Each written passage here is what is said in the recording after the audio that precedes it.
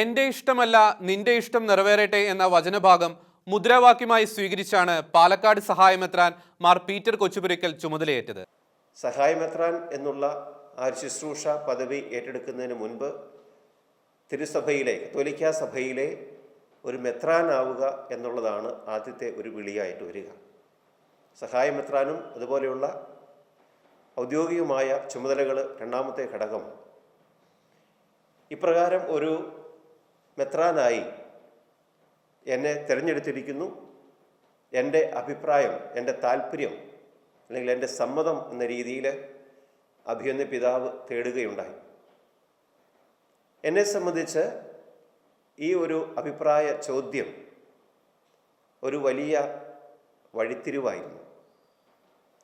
കാരണം ഇതൊരു ദൈവഹിതമാണ്, ദൈവികമായ ഒരു തീരുമാനം അഭിമന്യ പിതാക്കന്മാരിലൂടെ, സെനഡ് പിതാക്കന്മാരിലൂടെ ഉണ്ടായത്. ഉരുത്തിരിഞ്ഞ ആ തീരുമാനം ആലഞ്ചേരി പിതാവ് എന്നെ അറിയിച്ചത് ദൈവഹിതമായിട്ട് തന്നെ കണക്കാക്കി. അങ്ങനെ അത് കണക്കാക്കുന്നതിന് വേണ്ടി ബുദ്ധിമുട്ടില്ല, അതിന് കുറച്ച് ചരിത്ര പശ്ചാത്തലങ്ങളൊക്കെ ഉണ്ടായിരുന്നു. അങ്ങനെ ചരിത്ര പശ്ചാത്തലങ്ങൾ വെച്ച് നോക്കിയപ്പോൾ ഞാൻ തന്നെ ഈ രൂപതയുടെ സഹായമെത്രാനായിട്ട് നിയമിതനാകണം എന്നുള്ള ഒരു ദൈവനിയോഗം തിരിച്ചറിയുവാൻ എനിക്ക് അധികം ബുദ്ധിമുട്ട് വേണ്ടി വന്നില്ല. ഈ രൂപതയിലെ അഭിമന്യ മനത്തോടത്ത് പിതാവ്, ഈ രൂപത മെത്രാൻ അഭിമന്യ ജേക്കബ് മനത്തോടത്ത് പിതാവിൻ്റെ സ്നേഹവാത്സല്യങ്ങളും ഈ രൂപതയിലെ തന്നെ എല്ലാ വൈദികരുടെയും സ്നേഹക്കൂട്ടായ്മയും ഈ രൂപതയിലെ ദൈവജനത്തിൻ്റെ പ്രാർത്ഥനയും സന്യാസ സമർപ്പിതരുടെ കൂട്ടായ പ്രാർത്ഥനകളുമൊക്കെ ഇപ്രകാരമുള്ള ഒരു തീരുമാനത്തിൻ്റെ പിന്നിൽ ഉണ്ടായിരുന്നു എന്ന കാര്യം ഞാൻ ഏറ്റുപറയുകയാണ്. ഞാൻ ഒരിക്കലും അത് വിസ്മരിക്കുന്നില്ല. അപ്പോൾ എനിക്ക് ഇങ്ങനെയൊരു ദൈവനിയോഗം വരുന്നു എന്ന് കേട്ടപ്പോൾ ഞാൻ പെട്ടെന്ന് ചിന്തിച്ചത്, വീണ്ടും ഈ തീരുമാനത്തിന് അല്ലെങ്കിൽ ഇങ്ങനെയുള്ള ഒരു കാര്യത്തിന് ഞാൻ എത്രമാത്രം അർഹനാണ്, യോഗ്യനാണ് എന്നുള്ള ചിന്തയാണ്, ഒരു ആത്മപരിശോധനാപരമായ ചിന്തയാണ് എന്നിലുണ്ടായത്. എന്നെ ധൈര്യപ്പെടുത്തിയത് ഒന്നും കാണാതെ ദൈവം എന്നെ ഇപ്രകാരം ഒരു ചുമതലയിലേക്ക് വിളിക്കില്ല എന്നുള്ളൊരു ചിന്തയാണ്. അങ്ങനെയൊരു ചിന്ത എന്നെ ധൈര്യപ്പെടുത്തി ശരിക്കും. അതുകൊണ്ടാണ് ഞാൻ ദൈവം എന്നെ ധൈര്യപ്പെടുത്തും, ദൈവം അത് ആഗ്രഹിക്കുന്നു എന്ന ചിന്തയുള്ളത് കൊണ്ട് തന്നെയാണ് പിന്നീട് മെത്രാനായിരിക്കുമ്പോൾ എൻ്റെ പ്രധാനപ്പെട്ട വാക്യം, മോട്ടോ എന്താണെന്ന് ചോദിച്ചപ്പോൾ എൻ്റെ ഹിതമല്ല അവിടുത്തെ ഹിതം നിറവേറട്ടെ എന്ന് നിഷ്പ്രയാസം തിരഞ്ഞെടുക്കുവാൻ എനിക്ക് സാധിച്ചത്. എൻ്റെ ഹിതമല്ല അങ്ങയുടെ ഹിതം നിറവേറട്ടെ, ഇതാണ് എൻ്റെ മെത്രാനെടുത്ത ആപ്തവാക്യം അല്ലെങ്കിൽ മോട്ടോ. കർത്താവായ ഈശോയുടെ ഒരു പ്രാർത്ഥനയുടെ ഭാഗമാണ്. ഗെത്സെമൻ തോട്ടത്തിൽ വെച്ച് നടത്തിയ വേദനാജനകമായൊരു നിമിഷത്തിൽ നടത്തിയ പ്രാർത്ഥനയുടെ ഭാഗമാണ്. എൻ്റെ ഹിതമല്ല അങ്ങയുടെ ഹിതം നിറവേറട്ടെ. ഈ ആപ്തവാക്യത്തിൽ ഉറച്ചു നിന്നുകൊണ്ടാണ് ഞാൻ ഇങ്ങനെയുള്ള ഒരു ചുമതല, ഒരു ശുശ്രൂഷ ചുമതല ഏറ്റെടുക്കുന്നത്. ഈ ചുമതല ഏറ്റെടുത്തപ്പോൾ ആദ്യമൊക്കെ എനിക്ക് ഉത്കണ്ഠയുണ്ടായിരുന്നു, ആകുലതയുണ്ടായിരുന്നു. കാരണം ഞാൻ പ്രതീക്ഷിക്കാത്ത, ആഗ്രഹിച്ചിരിക്കാത്ത ഒരു തലത്തിലേക്കുള്ള എൻ്റെ ഒരു വരവാണ്, ഒരു കടന്നുപോക്കാണ്. ജീവിതത്തിൽ മൊത്തം വ്യതിയാനങ്ങൾ, മാറ്റങ്ങൾ വരുന്ന ഒരു ജീവിത മേഖലയിലേക്ക് ഒരു ശുശ്രൂഷ മേഖലയിലേക്ക് കടന്നു പോകും. അപ്പോൾ അതുകൊണ്ട് കുറേയേറെ ഉത്കണ്ഠകളും ആകുലതകളും എനിക്കുണ്ടായിരുന്നു. പക്ഷേ ഞാൻ പറഞ്ഞ ആ ആപ്തവാക്യത്തെക്കുറിച്ച് വീണ്ടും ധ്യാനിച്ചപ്പോൾ എൻ്റെ ഉത്കണ്ഠകളെല്ലാം അപ്രത്യക്ഷമായി. കാരണം ഞാൻ ഒന്നും ചെയ്യുന്ന വ്യക്തിയല്ല, ദൈവം എന്നിലൂടെ അവിടുത്തെ ഹിതം പ്രവർത്തിക്കുന്നു എന്നുള്ള ചിന്ത എന്നെ കൂടുതൽ ധൈര്യപ്പെടുത്തി. ആ ചിന്ത വെച്ചുകൊണ്ട് തന്നെയാണ് ഞാൻ ഈ ശുശ്രൂഷ ഏറ്റെടുക്കുന്നത്. ഞാൻ ഈ ശുശ്രൂഷ ഏറ്റെടുത്ത് അല്ലെങ്കിൽ പാലക്കാട് രൂപതയുടെ സഹായമെത്രാനായി ചുമതല ഏറ്റെടുത്ത് കഴിയുമ്പോൾ പിന്നെ എൻ്റെ ഉത്തരവാദിത്വം എന്താണ്, എൻ്റെ മനസ്സിലുള്ള കാര്യം എന്താണ്, ആദ്യമായിട്ടൊക്കെ ഞാൻ ചെയ്യാൻ ഉദ്ദേശിക്കുന്ന കാര്യം എന്താണെന്നൊക്കെ അറിയുവാനുള്ള ഒരു ആഗ്രഹം എല്ലാവർക്കും ഉണ്ടാകാം, പലർക്കും ഉണ്ട്. ഏതായാലും ഒരു കാര്യമേ എനിക്ക് പറയാനുള്ളൂ, എൻ്റെ ഇപ്പോഴത്തെ ഔദ്യോഗിക ചുമതലയുടെ പേര്, അതിൻ്റെ ടൈറ്റില് സഹായമെത്രാൻ എന്നതാണ്.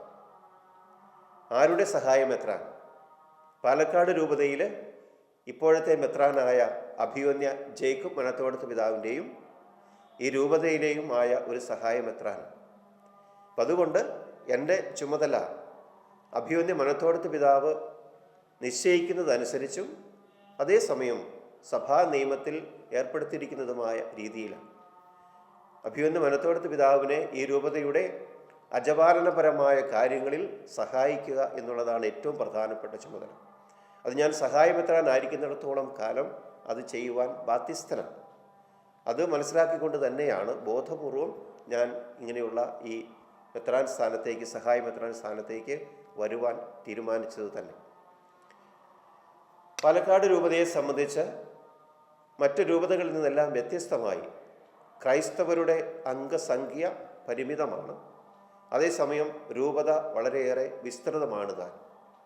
വിസ്തൃതമായ ഭൂവിസ്തൃതിയുള്ള ഈ രൂപതയിൽ എണ്ണത്തിൽ പരിമിതമായ കത്തോലിക്ക അംഗങ്ങളുള്ള ഈ രൂപതയിൽ ഇനിയും ഒത്തിരിയേറെ കാര്യങ്ങൾ അഭിവന്യ പിതാക്കന്മാർ, ഏറ്റവും ആദ്യത്തെ പിതാവ് അഭിവന്യ ജോസഫ് ഇരുമ്പൻ പിതാവ് തുടങ്ങിവെച്ച കാര്യങ്ങൾ, അഭിവന്യ മനത്തോടത്ത് പിതാവ് അതിന്മേൽ വിപുലീകരിച്ച കാര്യങ്ങൾ, അഭിവന്യ പിതാവിനോട് ചേർന്ന് നിന്നുകൊണ്ട് ഞാൻ പ്രവർത്തിക്കേണ്ട കാര്യങ്ങൾ എല്ലാം എൻ്റെ മനസ്സിലുണ്ട്.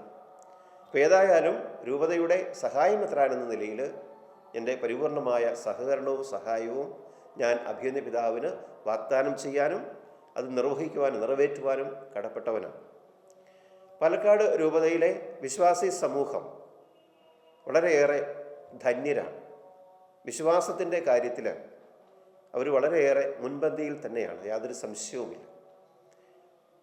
സഭാത്മക ജീവിതം നയിക്കുവാനും കൗദാശികമായ ജീവിതം നയിക്കുവാനും അവർക്ക് നല്ല അടിസ്ഥാനങ്ങൾ കിട്ടിയിട്ടുണ്ട്. ഈ രൂപതയിലെ വിശ്വാസികൾ, കത്തോലിക്ക വിശ്വാസികൾ, അവരുടെ കുടുംബ വേരുകൾ ഒരുപക്ഷെ മറ്റ് സ്ഥലങ്ങളിലാണ്. പല സ്ഥലങ്ങളിൽ നിന്നും കുടിയേറ്റ പ്രദേശമായ പാലക്കാട്ടേക്ക് വന്നവരാണ്.